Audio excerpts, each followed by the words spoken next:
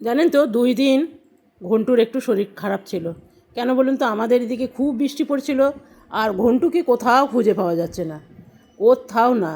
ও আমাদের বাড়িতে ছাড়াই থাকে, কিন্তু ঘন্টুকে কোথাও খুঁজে পাওয়া যায় না। বৃষ্টির মধ্যে চারিদিকে আমরা দেখছি, ঘন্টু কোথাও নেই। ও মা, ঘন্টু ছাদে উঠে গেছে। ছাদে উঠে একদম বাঁদর ভেজা হয়ে নেমেছে। অনেক কষ্টে ওকে শুকালাম, কিন্তু 2 দিন ওর সর্দি জ্বর ছিল।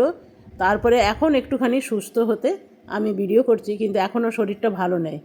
ও মানে ঘুমাতে চাইছে, আপনাদের দেখাবো। ও যেই ঘরে এসি চলে না, সেই ঘরটাতে খুব পছন্দ করে। সেই ঘরে মেঝেতে শুয়ে থাকবে, বিছানায় কিছুতেই শুবে না। আপনাদের পরের ভিডিওতে দেখাবো। তবে সত্যি খুব শরীর খারাপ হওয়াতে আমাদের মনটা খুব খারাপ হয়ে গেছিলো। অবলা জীব যদি শরীর খারাপ হয় না, তখন খুব খারাপ লাগে।